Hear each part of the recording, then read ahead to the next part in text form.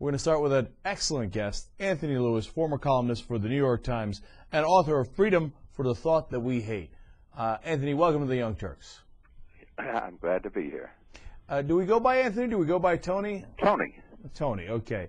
I always feel goofy calling you even Tony since I read you when I was a kid. And I've been Tony all my life. I know, but I feel like, who am I to call you Tony? But still.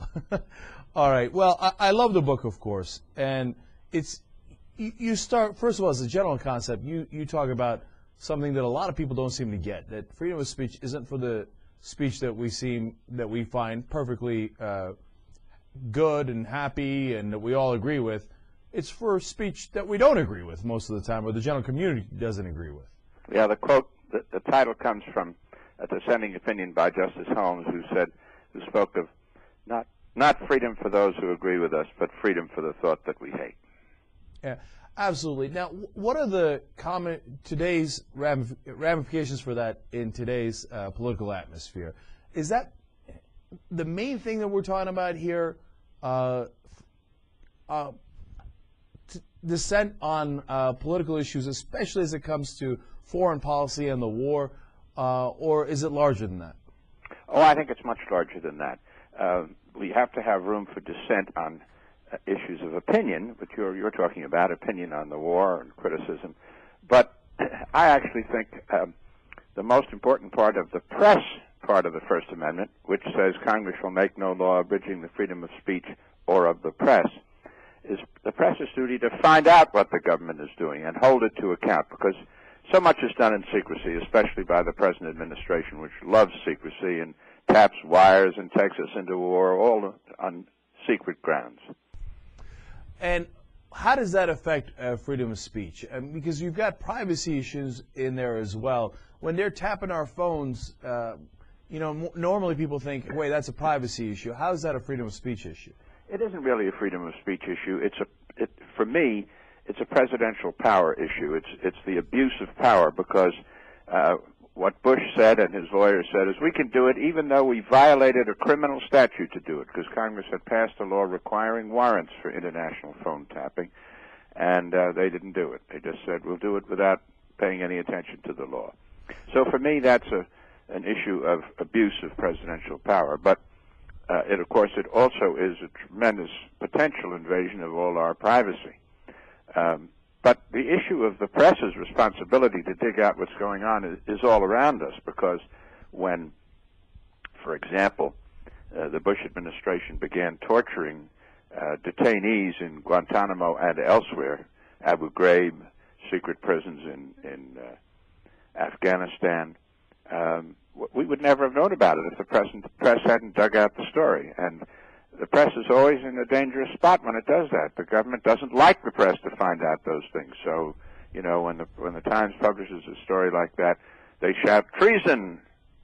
But it's just what the press is supposed to do. Well, in your book, these issues are not clear-cut. They're a little bit more complicated, because you put... Oh, yes, that's right. And you put a lot of responsibility on the press to get things right as well. Now, New York Times, of course, the paper you used to work for, has just hired another columnist, Bill Kristol, who apparently doesn't have the same appreciation that you do for the press's role, because he had earlier said that the Times should be legally bound for breaking the banking story on this, the privacy issue that we were talking about earlier, and that they should be perhaps criminally prosecuted. What's your thoughts on that? Yeah, I think he said we should be prosecuted for treason or something like that. Right. I say we, the New York Times, for which I worked for so long. Well, he's entitled to his opinion. It's free speech. I don't think much of the opinion. I think it's ridiculous, because we like to live in a free country, and James Madison said the most important aspect of the First Amendment was the duty of the press to keep account of the government and what it's doing. So I think it's hogwash, his idea. But he's entitled to say it. And whether I think he should be a columnist is another question. Well, that is another question. What do you think, Tony? Well, I'm never against anybody being a columnist, because I think a diversity of opinions is good.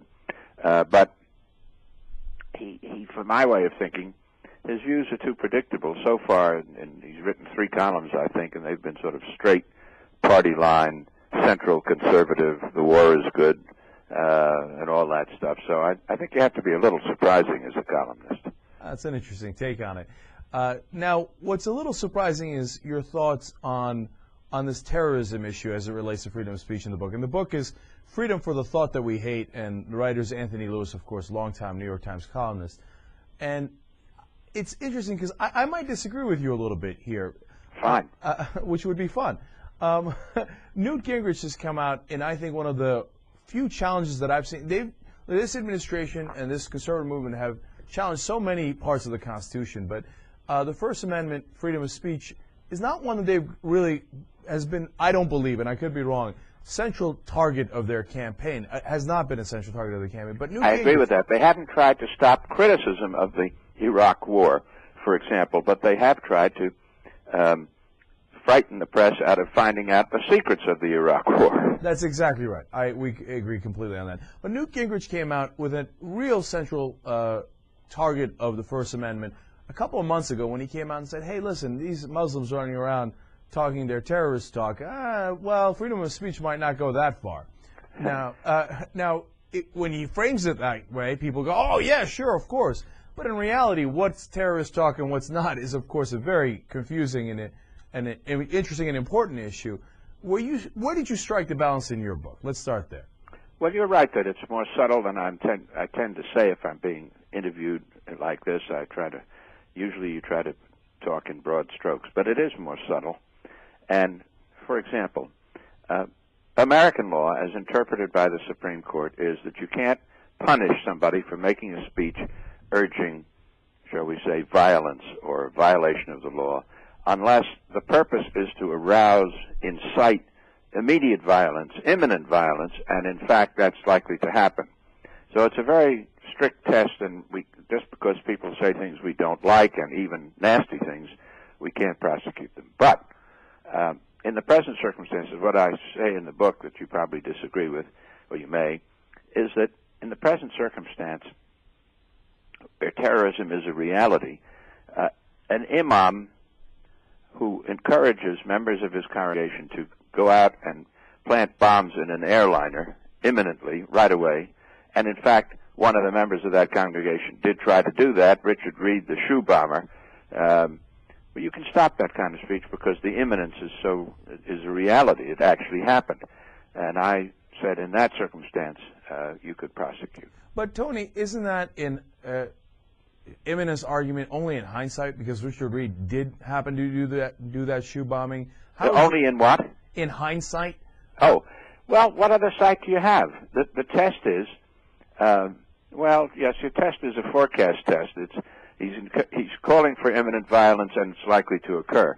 But when it's actually happened, you're rather more able to say it's likely to occur because it has already occurred. Right, but the question is, what kind of speech do you stop before it leads to violence? Well, that's a hard question. Right, it is. And, I think we agree on the standard that already exists, which is the standard of imminence. Yes.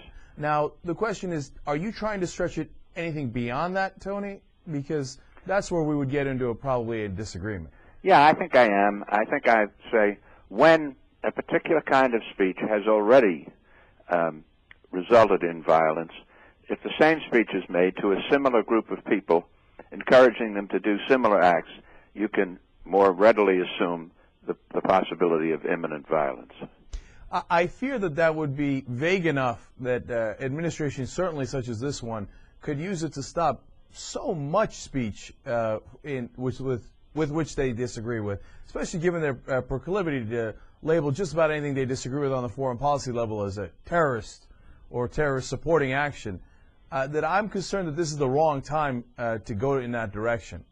Well, I honor you for that, and my heart tells me that's right. But I simply say that, I don't want to repeat myself, but when it's already happened, I have to be more wary of its happening again. But I think it's very good that you stick to your principle. Yeah, we're going to get to a point where somebody's going to say, hey, you know what? Let me run one example by you and see what you think of it. Imam gets up and says, Israel shouldn't have the occupied territories. In fact, it shouldn't have any of the land. The Palestinians should have the land because we're Muslims, we're the best. That's usually how that rah-rah speech goes. Yeah. And he says, and we should take it back by any means necessary. kind of a Malcolm X kind of speech. Has he crossed the line? Because he, by any means necessary, might certainly imply violence, and there's certainly been violence in the past in the occupied territories and against Israel itself. What do we do with that, Imam? Well, your example sounded as if that speech were being made in Israel or on the border. If it were made in the United States, I don't think you could do anything about it. If a man made a speech saying Israel is an illegitimate country and the Arabs should take it back, the Palestinians should have the whole thing, it wouldn't be a very popular speech in this country, nor should it be, but I wouldn't think it could be punished, not at all. Tony, what if he said, well, the American government is helping Israel to keep that land, and so we need to fight against that occupation and the American support of that occupation by any means necessary? By any means necessary. Can you go a little farther and say by violence? No, well, if he says go and do a violent act, then we agree that that's not permissible. But if he implies something without being entirely clear, by any means necessary. That's the case on the edge of the example, and you can't. A judge deciding that case will have to hear all the circumstances and know whether the kind of covert speech, the hidden meaning, is really understood by everyone in the audience, and they're raring to go commit violent acts. But it's not. You can't sit here and make a certain statement about, be sure you're right about whether that's the kind of speech that can be punished. I want to remind you, that every society has its own history and its own attitudes toward these things, even democratic societies. For example, the post-war Germany had a very liberal constitution which protects free speech wonderfully, and a very good court to interpret that constitution. But it does not cover Nazi speech. It's a crime to wear Nazi regalia. It's a crime to make Nazi speeches. And in light of history, who can blame the Germans for having that kind of constitution? South Africa has a similar, very broadly worded protection for free speech in its new constitution, but not racist speech. Racist speech is not protected, and given history, you're not surprised. I'm not surprised by it, but I would hope that there would come a day where they can get beyond that. You know, that's part of what I think is great about America, is the really, truly, nearly unlimited scope of our free speech. You know, once you get into judging, are the Nazis or the neo-Nazis, or are they fascists, and where do you draw the line between all of those, which Canada does to some degree, and Canada is a lovely country, but I rather prefer our First Amendment. Oh, I do, absolutely. The Canadians are much readier to stop speech of all kinds if it's uncomfortable speech. No, I don't like their approach. Right. So, but, you know, I wish, Tony, that we lived in a world where we were having the debate between you and I on these finer issues. But I'm afraid that the forces on the other side don't see it nearly as nuanced as we do. No, not in many countries, and often in our history. You don't want to think that the United States has always been a country where judges protected free speech.